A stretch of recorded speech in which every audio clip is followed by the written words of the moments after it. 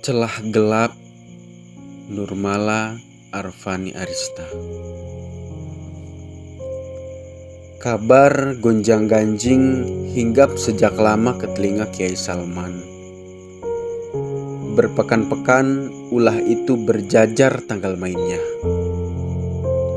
Subuh-subuh para santri kocar-kacir resah dibuatnya. Makam ajengan tiada lagi yang mendoa. Sajen-sajen berjajar setia di sekitaran batuan makamnya. Masih menjadi momok misteri asal-usul kemunculannya. Mengusutnya pun tak ada satu tanda nampak. Ulahnya begitu transparan tak terpandang. Jaga malam rutin dilakonkan, tak satu pun yang nampak rekam jejaknya. Sajen itu datang lagi di kurun waktu gelap.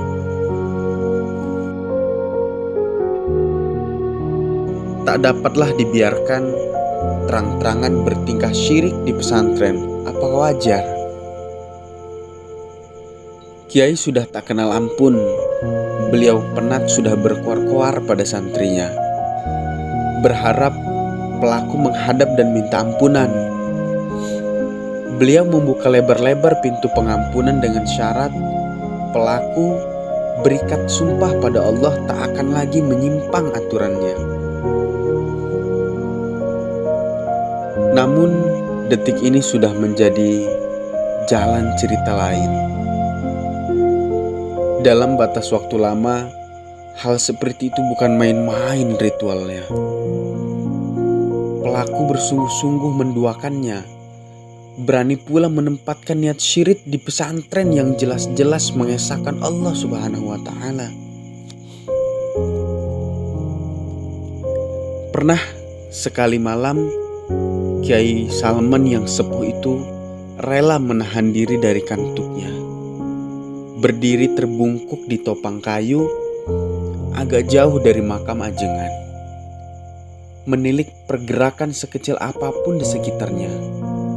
Namun, hingga azan awal berseru, tak satu pun hal terjadi di sana. Kiai Salman bergegas ke musola. Menerka tak akan ada sajen berulah, mengingat 1-2 ayam telah berkokok panjang. Langit timur akan terang 2 jam lagi. Santri pun serempak akan keluar waktu subuh tiba. Rasa tak ada celah lagi bagi sajen untuk berulah. Kiai, Kiai, nyaris azan subuh berkumandang. 3 santri terbirik-birik meneriakkan gelar kehormatannya. Terengah napas mereka, tergopoh masuk ke dalam musola saat Kiai berzikir menunggu subuh yang penuh rahmat. Itu makamnya ajengan.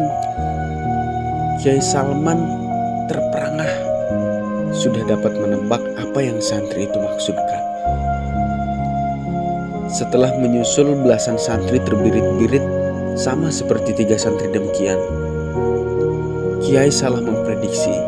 Celah sedikit saja, sajen itu bertingkah lagi. Geram betul hatinya. Sepekan pertama, Kiai anggap itu hanya ulah jahil dari santrinya. Kiai tidak gegabah, memang itu sikap pemimpin adanya. Namun, kini pekan demi pekan berganti bulan. Kiai jengah dengan jamuan di makam yang menjadi kehormatan di tengah pesantrennya. Ini harus tuntas. Tidak ada satu titik pun syirik yang dapat menodai kecintaannya pesantren kepada Allah Subhanahu wa Ta'ala. Sedih rasa hati Kiai. Macam ini beliau yang turun tangan sendiri membersihkan makam saudaranya itu. Biasa hari-hari kemarin, santri selalu berebutan. Antri membawa sapu injuk menyingkirkan daun-daun kering yang mengintari makam. Namun karena ulah sajen itu, santri enggan lagi menampak di wilayah Makam. Mendiamkannya dingin tanpa doa-doa terpanjang. Makam itu hadir dengan sengaja istimewa untuk sang kakak dari Kiai Salman sebagai tanda penghormatan agar setiap hari selalu bertebaran doa untuknya. Pesantren yang dua bersaudara ini rintis sekarang tengah menduduki puncak kejayaannya. Sungguh bahagia saat menyaksikan makam sang kakak penuh dengan santri yang mendoakan. Berterima kasih untuk pesantren yang beliau bangun dengan adiknya. Namun, karena warta tentang sajian itu telah terbang keluar, sebagian pihak keluarga santri menarik anak-anaknya untuk tak lagi menuntut ilmu dari pesantren. Tak terbayang betapa sedihnya Kiai. Rumitnya harus beliau pecahkan seorang diri. Tiada lagi sang kakak yang dahulu saling bahu-membahu saat pesantren tersangkut di masa kritisnya. Tersisa hanya santri-santri rantauan yang keluarganya tak tahu perihal sajian itu. Satu santri menepuk pelan bahu Kiai yang tengah berdoa di sisi makam. Agak membungkuk di hadapan gurundanya.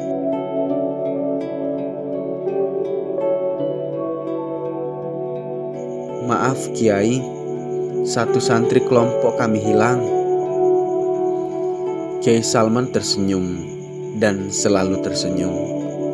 Beliau menepuk kembali bahu santrinya, menggiringnya menjauhi makam. Siapa? Rusman. Kita tunggu sampai lepas maghrib. Jika tak kembali, kita cari. Kiai Salman melangkah meninggalkannya, memasuki kerumunan santri lain yang sibuk kerja bakti di area pesantren dengan senyum yang tak pernah lepas dari wajahnya. Setelah rampung, semua santri membersihkan diri ke asrama, sembari menanti maghrib. Kiai Salman rehat di pelaratan gerbang utama. Harap-harap cemas menanti satu santrinya yang bernama Rusman itu. Walau santri semua telah menginjak balik, masalah minggat dan raibnya santri tentunya adalah masalah yang besar. Untung masalah tak lagi membunuh. Rusman berjalan santai menuju pesantren memikul sebuah kotak. Membuat Kiai Salman bangkit saat melihat kedatangannya.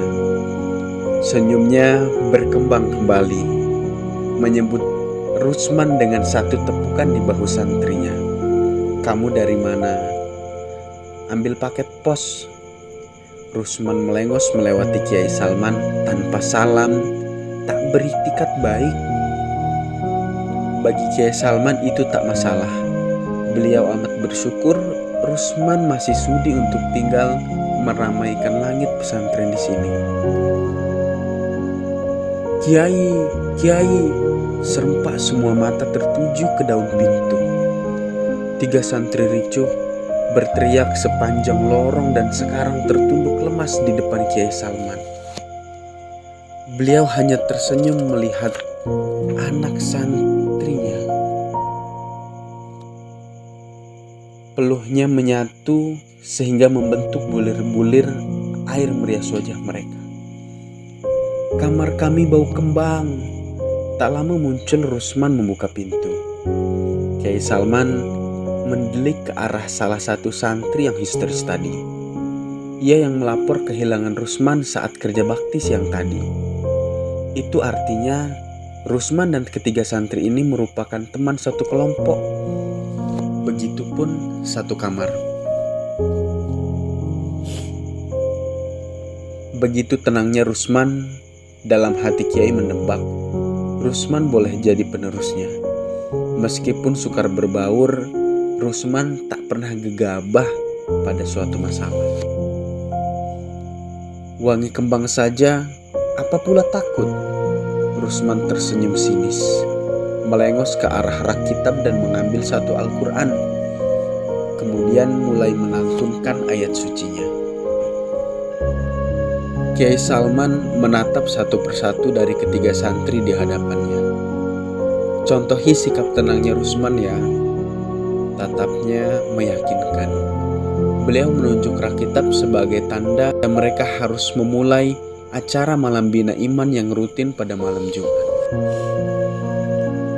Lama-lama mulai terbiasa, Kiai Salman selepas subuh pasti bergelut dengan wewangian kemenyan, mengumpulkan sajen-sajen dan membuangnya jauh dari pondok pesantren. Ya, maaf saja, aku tak bisa menemukan orang yang memujamu. Tetap beliau nanar tertuju pada saudara-saudaranya. Senyumnya berkembang lagi. Selalu saja begitu setiap unjung kalimat keluar dari bibirnya. Hati santri mulai terenyuh. Setianya Kiai Salman tiada dua. Satu persatu santri pun mulai tergerak hatinya. Mereka tak takut lagi dengan sesajen yang misterius yang terongok di makam. Mereka mulai berdoa lagi. Mohon maaf karena lama sekali tak bersua dengan ajengannya. Kiai Salman bersyukur karena hanya doa para santri yang mampu menjadi syafaat untuk saudaranya di sana. Alhamdulillah. Kiai, Kiai. 3 santri lagi. Zikir di penghujung tahajud Kiai Salman terpotong karenanya. Sekian lama membuat gaduh dengan menggedor keras rumah Kiai Salman di tengah malam. Selama bila berkunjung ke kediaman seseorang, ingat Kiai Salman. Suaranya syahdu didengar berpadu angin malam. Assalamualaikum Kiai, maaf mengganggu malam buta begini, ucap salah seorang potong-potong, tersedat napasnya yang bergemuruh kelelahan lari. Saya pikir semua santri sudah tak takut dengan sajen itu lagi, goda si Kiai Salman. Para santri itu menggeleng keras, menenangkan diri dan mengatur keras napasnya. Maaf, bukan itu Kiai. Tadi kami bisa tangkap si musyrik itu, tapi lepas. Ayolah cari.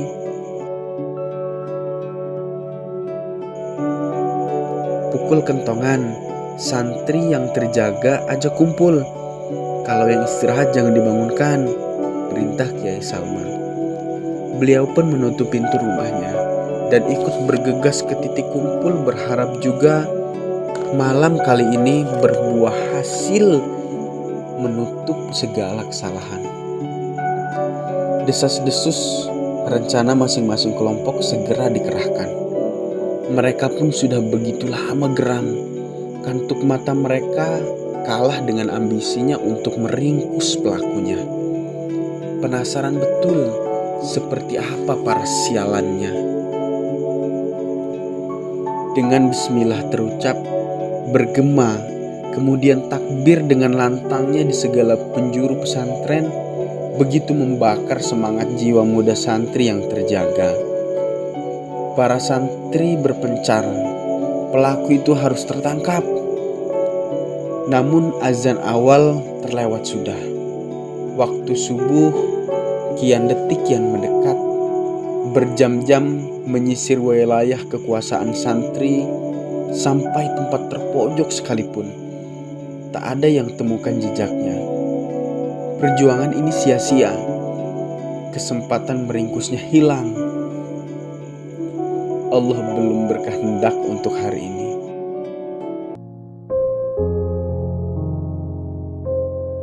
Trik membakar kulit mereka yang terlanjur panas, bercampur sensasi semangat menggebu menyerang tim lawan.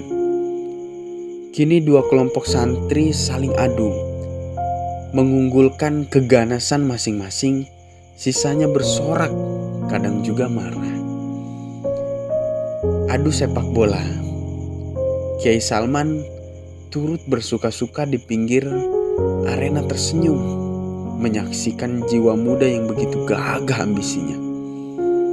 teringat saat dulu masa beliau beranjak balik, sama persis seperti santrinya. Sesekali memperingat santri yang emosi di tengah lapangan. Lakukanlah pertandingan atas landasan pertemanan. Nampak Rusman di seberang lapang. Kemudian dengan langkah tenangnya, Rusman mampu menghentikan permainan. Melenggang melewati tengah lapangan, menghampiri Kiai Salman. Bruk!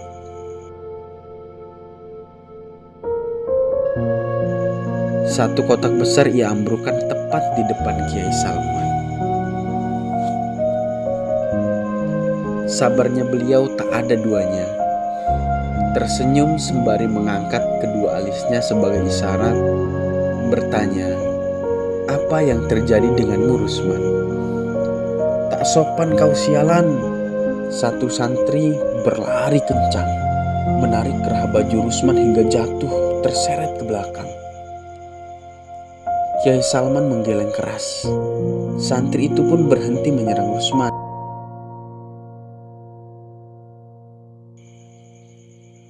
Semua santri segera menyergap mereka.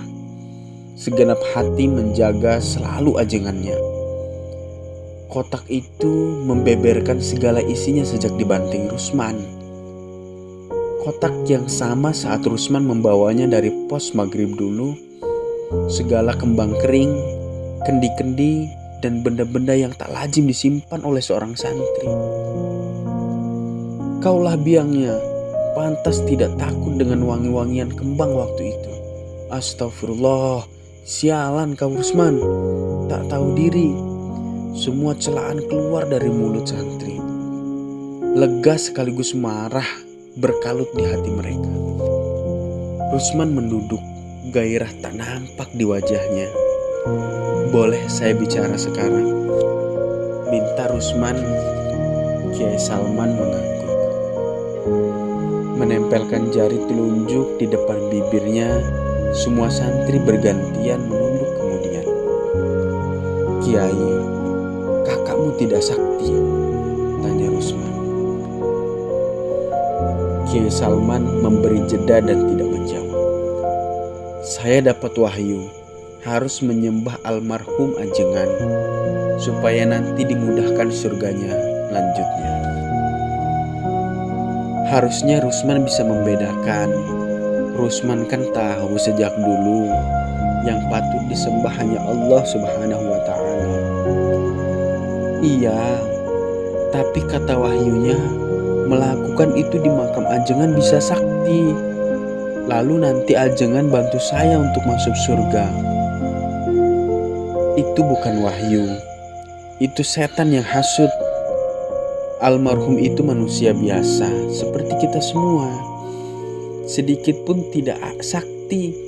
Apa yang patut disembah darinya? Almarhum tidak bisa kasih Rusman apapun. Lantas sampai sekarang Rusman sudah dapat apa? Rusman menunduk lebih dalam. Perlahan tubuhnya merosot ke tanah, menggungkuk di hadapan Kiai Salman hingga akhirnya terlihat sebagai bersujud. Dan akhirnya terlihat bagai bersujud. Rusman minta ampun Kiai, tidak satu pun niat membuat susah macam ini. Rusman mulai terseguk menangis sesal di hadapan semua. "Minta ampun kepada Allah ya." Kiai Salman bantu Rusman berdiri, mencuri semua tatapan santri lain, memohon bantuan agar Rusman kembali. Semua bubar. Di petang itu semua berhenti. Syirik pun sudah mati. Pesantren penuh santri bercahaya kembali. Celah gelap tak mengancam lagi.